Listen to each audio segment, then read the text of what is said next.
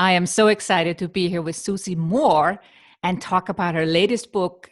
Plus, what should we be doing to be productive or not productive during this crisis? Welcome on the show, Susie. Thank you, Sigrun. I'm so delighted to be here with you. Well, I am very excited. I have seen that you are basically all over the place right now, of course, because your book is coming out. So we're going to talk about that. Mhm. But I was saying just before I hit the record button that I just caught a video that you did for money. Can you tell me how that came about? Yes, so I use the media a lot to grow my business. I think it's a wonderful tool that's available to everybody, all business owners who have a message to share. And right now, of course, we're in a crisis and media consumption is at an all-time high. You know, we're on our phones, we're watching our televisions more than ever because we're all at home.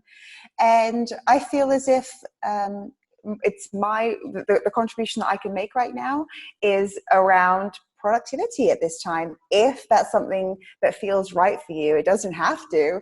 You know, we're certainly all allowed to take a break and spend this time however feels right for us. But I was kind of responding to some questions that I was getting around structure, things that you can be doing. For a lot of people, you know, Sigrun, you and I work at home, right? So we're kind of used to this. But for a lot of people, they're used to commuting, going to an office, having a very specific routine.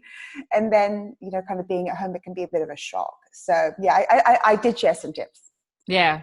So before we dive into the actual topic of this episode, can you share a little bit with my audience your background and how come you do what you do today? Yes. So I grew up in the UK and I had a very dysfunctional family. My dad died of addiction when I was young. We moved around a lot. I grew up on welfare. We lived in women's shelters for a period of time. And I left home when I was 18, moved to Australia, now live in the US. And I think, you know, by overcoming certain obstacles in my life, interpreting hardships and looking at the life that I've lived so far as a gift and a really great training for resilience and being able to kind of really handle whatever comes up next in life, which is always uncertain. I wanted to share a lot of the kind of tips, tools, techniques, methods that I use that kind of get me through any difficult period and that give me confidence and a sense of steadiness no matter what's kind of going on in the world. Mm. I often feel that people who have gone through some challenging time in childhood, you Mm-hmm. know, that becomes a fuel for success as a grown up. Mm-hmm. And I that's, agree with you. yeah. And it's interesting how it's almost like you want to have the opposite experience as a grown up, whether you have a children or not. Yes. Well, no one wants to suffer, right? It's not, we're like, oh yeah, world, what can you throw at me this week? Right? And I mean, no one wants to go through these difficult life experiences, which many of us do. You know, I was divorced in my 20s. I've been fired. I mean, all these things, these kind of challenging, grown up experiences, they happen to us. And I guess what I've really learned is that if you can create just, you know, a self-assured place within you that isn't always shakable, right? Where you can find your own steadiness, that it doesn't mean that bad things won't happen to you. They still will, right? There'll always be pain. There'll always be effort on our part. There's always going to be uncertainty, but it just means that when they do, you're going to be better prepared and you can keep them in perspective and you see the bigger picture of your life versus like just the current present turmoil that you might find yourself in. Mm. So where did that lead you in terms of a career? Yeah, so I believe too that it fuels you if your childhood, if you've had some hardships. And so I started my career like properly in New York, working in advertising technology. I really enjoyed it. I was making, you know, really great income. I've written about this in places like Business Insider and Forbes. And around age 30, I wanted to work for myself. I knew that the work I was doing was fine and it was, you know, certainly fun and there were a lot of benefits, but it didn't feel like my life's work.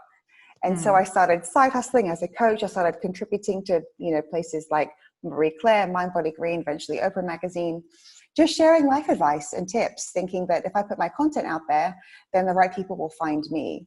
I wanted it to be easy. I feel like we struggle a lot and we stress out a lot and we hustle and we sweat. And I love hard work. I love working, but I believe that it's meant to be easier than we think. Mm. And I don't think that we have to, sweat it out as hard as we do to get the results that we want. So how come you were able to get into media? Did you crack some code, or did you just realize this is open for anyone who just puts himself out there? It is open for everybody. I always say the difference between people who get media and people who don't are people who are pitching actively and people who aren't. It's the only difference. You don't need any qualifications. You don't need to be famous. You don't need a big Instagram following. Those things can all, help. They work for certain people, but I started without anything, without a website. I only had a Twitter page or Twitter account, and I've just kept going from there. And I'm also really open about the fact I have no qualifications, Sigrun. I feel it's very important for me to repeat this again and again and again, because people often think they need to wait until they have some type of a qualification, a credential. And that's not to discount credentials. Like, they're amazing if you have them. But if you don't have them, it's also okay, because the most important thing is your message and the value you can give to a reader or a viewer. That's it. And as a human being, if you've got a lesson that you can share, a story, an experience, something that just comforts, connects, entertains, whatever it may be, that's enough. And we don't need to overthink it. So what was the idea then behind the book? Yeah, so it's my second book, and my first book was around side hustling, because people asked me how I left my career and started my business successfully, where I was able to go all in on it. But I think of this book, it's much deeper. I tell a lot more, many more personal stories. And I think that I just wanted to make available the fact that if you've gone through or you're going to go through any of these experiences, that it's okay. And the fact that reality largely is an interpretation. And the most powerful thing that we have control of is, having a self-directed mind and knowing that our perspective and how we interpret life events is very, very powerful. And no one can shape that really apart from us. So I think the life experiences that I've had, the lessons that I've learned, I've learned a few tricks on how to live your life so you can have joy and ease and fun and success. And I felt it was my obligation to share these things. After being a columnist for so many years and creating content, it's different when you write articles. You're limited to a certain word count. And I wanted to go kind of deeper and put a lot more information out there. So you talked about likes. Do you feel that people are wondering all the time what other people think? Yes, I do. And look, this is varying degrees. Some people care a little, some people care a lot. And yeah, the book is called Stop Checking Your Likes, but it's not a social media book. I mean, it's a fun title, right? But it's because likes have become this very modern measurement, right? Very public, 24/7 measurement of how well we're doing, if we give it a lot of attention and if we give it all the power. And, when it comes to, success and kind of going for it with anything, and it takes courage to go for it, right? In whatever area. Starting a business, growing a business, getting media, collaborating, communicating, managing conflict, whatever it is. What I've come to realize is that it's not the new things or the mistakes or the failures that scare us. As human beings, I think we do know that we can bounce back from really anything. If you look, throughout history where humans survive, it's amazing. We're very strong. But what I realized was that it's not the thing itself that scares us, the failure that's daunting. It's often what we think other people are going to say or think about our failures. That's what scares us. It's like, oh my gosh, what's my mum going to think? What's my friend going to think? What's my competitor going to think? That's what really stops us going for it in a lot of cases, the fear of judgment. How come you have so much confidence? Well, I work on my confidence. I give myself permission to be confident. It's a decision that you make. No one can make it for you. And I feel as if, with my short lifetime, to be anything else wouldn't be sane, frankly, and it wouldn't be generous, right? I think sometimes we get, shyness or, being understated and not going for it. Like, we think, oh yeah, see, look, we don't have an ego. We don't have to be seen. We don't have to be heard. But in most cases, and I wrote about this for Oprah magazine, what we think is, kind of holding back and not making it about us is actually our ego, because we don't want to be criticized. We don't want to put ourselves on the line for anyone to reject us or for us to be embarrassed or to make a mistake.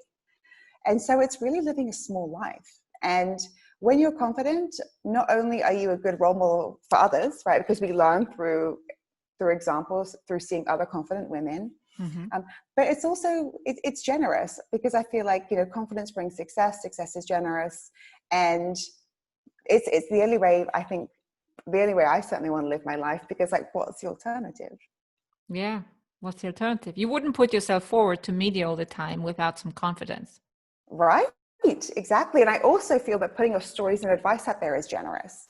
And if you've learned something in your life, maybe you've moved country, maybe you've successfully gone through a fertility treatment, like started a business, like whatever it is that you've learned, I feel like, well, any human beings can do whatever we want. We have complete freedom.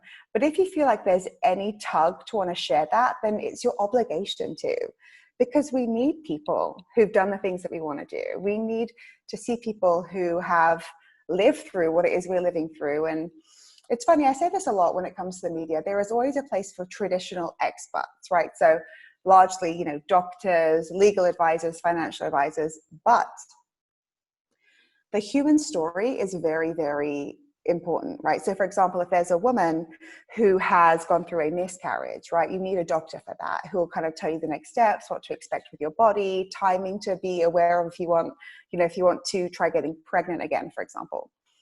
But a woman also wants to hear from another woman who's gone through that, right? And if you can be that woman with whatever life experience you have, whatever it is you have to give, then that's again, I keep using this word generous, but that's a very generous place to be. And that's how I interpret putting myself out there, or anybody else putting themselves out there, which I really encourage. It's like, if you know something, don't hold it in. Like, let us learn. Let us learn from you. Can you shorten our learning curve? Can you help us heal? Like, what is it that you can give?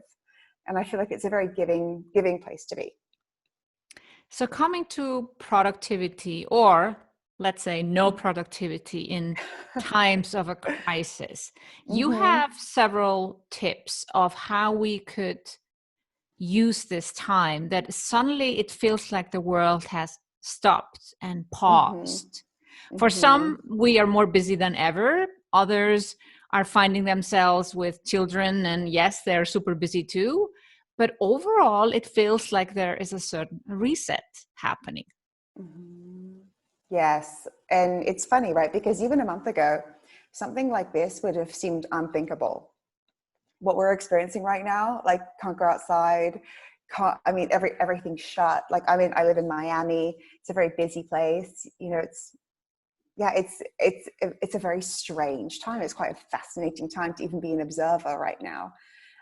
But yes, I feel as if it's different for everybody. Some of us want to really have a break right now, right? We need it, especially if we're feeling overworked and exhausted. It's a time to have this kind of forced regroup reset. And then there are, a lot of us who have a lot of energy, and we're used to being busy, and we want to make the most of this time of self-quarantine, so that when it comes to an end, and it will, we'll feel satisfied and excited to move forward, having used this time well, or invested it in something that we'll be happy about later. So there's no right or wrong way to experience this period. So I'd always say, give yourself a break, listen to what your body needs, listen to what your mind needs. But if you kind of want to use this time well, there are certainly some things that you can be doing. So what type of things would that be? Yes. So first of all, I would remember that everything out there, and this isn't just during this crisis, everything going on out there in the world is not under our control, right? But we have so much control and power over what we do with our time, our mind, our focus, even within our small space. So I can't control out there, but my apartment, I'm in complete control over what happens in here. And that already makes me feel powerful, makes me feel like I have options, and puts me in a strong feeling place, not a panicked place. So I would think, what is it maybe that you've never had time to do, right? We hear this all the time. Oh, I'll get to that when I have time. I don't have time for this. I don't have time for that. So a lot of us do have this gift of time now. We're not commuting. We're not, going to an office, which does take up a fixed amount of hours per day. So I think, what is it? Is it reading? Is it writing? Is it working on some home projects? I'm working on batching some YouTube content, which is always delayed, right? Because I'm having a good time or, enjoying, typically going out more than kind of, sitting at home with a camera. So I'm creating 6 months of YouTube content during this period, updating my site, those kind of terribly unsexy, important but not urgent tasks that most of us never get around to. So, and I mean that feels good, right? It makes you feel like, gosh, I have something to do, I'm busy. And busy minds aren't depressed often. Yeah. Right? It's when we have something to do, something to chew on, something to be contributing and active doing, that's when our energy is different, like our vibration is different, it's lighter. You can also really, this can be a great time to make some deep connections with people, ironically, right? Because often, when do you have an hour to speak to a friend, right? Or an hour to speak to somebody in your family? And I have to say, I think we're very blessed, right? All the screens that we have, the free technology we have access to, it's a wonderful time to invest in some quantity time with people. So reaching out, checking in with others, seeing how they're doing, being generous, right? So being kind, being responsible. And then I think too, also having a vision for what, I know there's no exact timetable right now, but there'll be a point this year, right, where we'll have our freedoms again. And then planning, right? Thinking, what is it that you can do in light of this experience that might be actually more useful for the people who need you? Maybe it's also a great chance, like you said, to reset and to rethink what it is that you could be offering and how you can be serving. It's a great time for some introspection. I read from someone that this would be something like if we would write a letter to ourselves or almost create a vision exercise of all the things that we did or did not do, but make a plan for it. Because it feels like if we just, I hope it's gone next week, then you will not have done anything. So I do like that point of make a plan for it. Do something productive or not productive. For me, it's productive could be just reading a book the whole time. That's still productive. I agree. And again, we have so many options. We don't feel like we do, right? The problem is we give our power away. We're like, oh, I can't meet up with my friend. I can't go to this class. I can't, be part of this group, which is, typically whatever in person. There are so many other things that you can be doing. And I love to observe even just the way that different people are organizing different events right now online for other people, giving advice, coming together. A benefit of a time like this is, we're drawn together, right? Human beings want to help. I think it's really wonderful to observe that and to remember that we're here for each other, right? The sense of community. Yeah, there's a lot of virtual summits, webinars, masterclasses, and all these musicians and artists doing live, performances. I know. It's like, wow, all the things that we could take advantage of right now. And so much of this is free, right? So there are also online courses that you can take, which are fantastic because there are so many skills you can be learning. But, some of them too, they're free, they're available now. And because, what's happening, it's really going to send shockwaves to the job market for a long time. It's a really great time to skill up and take advantage of the information out there. That was actually that happened in the last crisis, the bank crash, financial crisis, that a lot of people went back to college or university to get a degree. But I think degrees today are probably overrated. I agree. So I think just taking a regular online course helps people get some skills or finish something that you bought and never finished. Yeah, what have you purchased and never logged into? Be honest now, we've all done it, right? At least one course. So why not dig out your login information and check it out, right? You've got the time. And maybe you've had your eye on a course for a while, you've seen it, you're like, I don't know, do I have the time to commit to it right now? Well, it could be just a great opportunity to grab it, to dive in, to learn some skills and have some quick wins, right? So when it comes to the media, it's not like you have to go through a 6-month period of building a blog and getting all the the basics set up. You can just have an idea, make a connection, send your idea, and it can be live within even a day or two. So I think this is a great place to focus your energy, realize that you're powerful, and and use your day, like your 24 hours in a day, in a way that just makes sense for you, in a way that will make you feel good. I guess the media is looking for some positive stories right now with all this negativity going on. Oh, yes. And especially first person stories. Like, we love to hear around. I just read a story about what it's like to be a sober person in recovery right now, right? Because a lot of people are, at home, I guess, drinking. And another person was saying what it's like to go through a fertility treatment right now because everything's on pause. And it's it can be quite a long process, the IVF process, right? I was also reading about, homeschooling advice for moms from, different homeschoolers. There are so many like angles and stories. Like, what is it that what is it that you can share? And if there is something that you can offer specifically right now, maybe it's around stress, breath work. I mean, well, I've noticed that a lot of teachers who teach in studios are streaming live classes. So yeah, there's a lot that we can be like contributing, offering, so long as it soothes other people, connects us, or entertains us. That's all we need.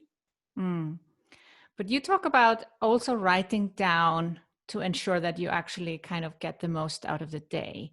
What advice can you give there? I think it's a great thing, and to keep it really simple, right? I think as humans, Sigrun, we overcomplicate almost everything. If we can complicate something, we'll find a way to do it, right? It's like, great, this is easy. How can we make it really hard? Right. So a simple trick that I love to do is just think about like 3 priorities, and it could even just be one. But if you think 3 priorities the night before that you can write down for the next day. So you would like to update your course, email 5 people about X or Y, and then reach out to 5 podcasters to be interviewed, for example. Like, you have a clear sense of accomplishment. You know what it is you'd like to achieve. It's very measurable. There are amazing planners available and so forth too. But if you don't even have that, it can be as simple as like jotting down your idea, like your 3 ideas, and then just checking it and measuring like throughout the day how well you've done. And it's amazing how these small actions, they don't feel dramatic at the time, right? They feel like, I'm getting through some stuff. But, over a few days, then a few weeks, even the months, you realize that you've done a lot. And then you realize like your business is growing, right? Or people are reaching out to you and good things are flowing to you because you've directed your energy and invested your energy in a useful way. And it's a wonderful payoff. What if the task sounds so big that you cannot just jot it down in one line? Yes, I have a couple of tips for this. So often if it's around creating something, right? So I would think when it comes to having a big task, knowing that every big task is just a series of small tasks, right? Nothing happens just with one step or one action. So understanding what's most essential, right? So thinking, what is essential here? How can I make this as easy as possible? And not to deal necessarily with the hardest thing first, where you'll just start for 15 minutes and then you'll be like making a cup of tea and then putting on the tail, because it's just too much. So I'd start with what's maybe easy and even fun, get rolling, and not put too much pressure on yourself to complete anything within an unrealistic deadline. You can give yourself a long period to create something. Understanding what's essential, what's easy to get rolling, and just being clear always of like the next step. And one extra tip that you could implement is when you write your to-do list, if you have more than 3 things specifically too, instead of just saying website or Cara, right? If you need to reach out to your friend Cara, you can say update website by 3 p.m., right? So using like a verb, or call Cara, call Cara at lunchtime.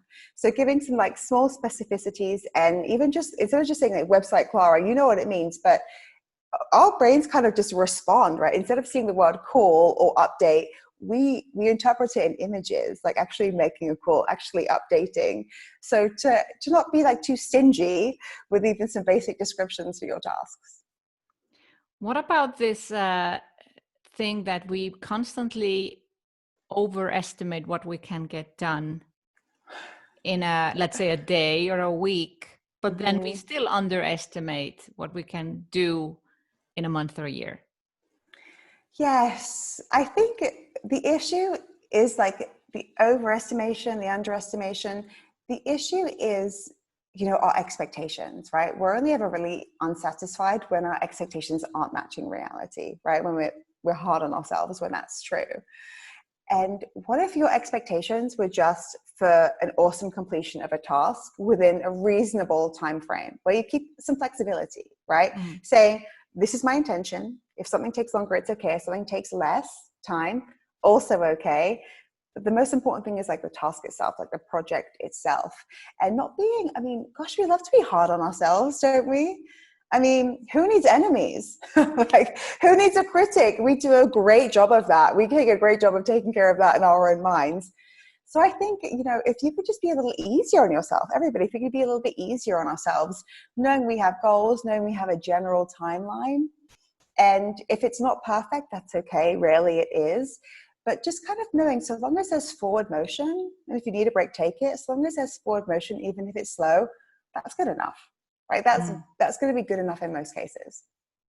So coming back to your book, you felt you needed to write it in a book instead of a column because you had something to share on a deeper level. What do you mean on a deeper level? I think that sometimes to really understand a concept or to really allow something in, it can't happen over like a 4-minute read when you're on the subway, right?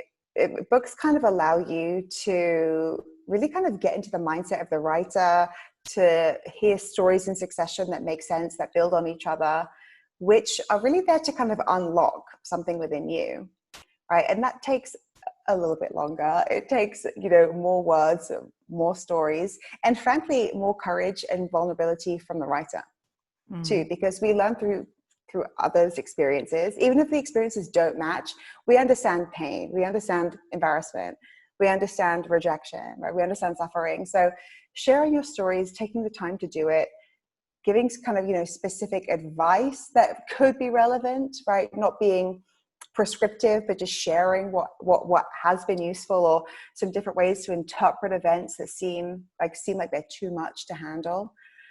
I feel as if, creating something in book form, which takes the reader on a journey, a fun journey too, even when it's talking about hard things, like keeping it fun too, and keeping it light, and understanding that, we don't have to take our lives so seriously. And we can also just lighten up kind of no matter the situation we find ourselves in. Our attitude is something that we have complete control over. That's kind of what I've infused in this book. And I've written articles about this. I wrote a piece a while back saying, I've read 500 self-help books. Here are the 5 lessons.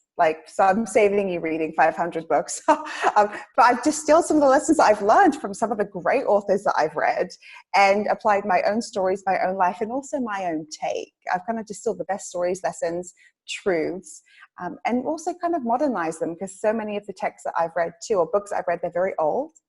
So bringing them into like the present moment and relevance now. So, Susie, we're going to link your book, of course, in the show notes. But what is the best way for someone to follow you or find you online if they want to know more? You can head to my site and sign up for my free confidence tips, which I release every few days. Susie, SUSIE-Moore, MOORE.com. And on Instagram, I'm at Susie.Moore. Okay, we'll link that up in the show notes for everybody to check out. And congratulations on your new book, Susie. I'm super excited. I like the cover because it's red. Yeah, it's red like you, gorgeous in red with those headphones and that sweater. Yeah. See, I'm all into color. If a book has a red cover, I have to get it. So perfect. Susie, it's been a pleasure to talk to you, and best of luck with the launch of your book. Thank you so much. This was delightful. Mwah.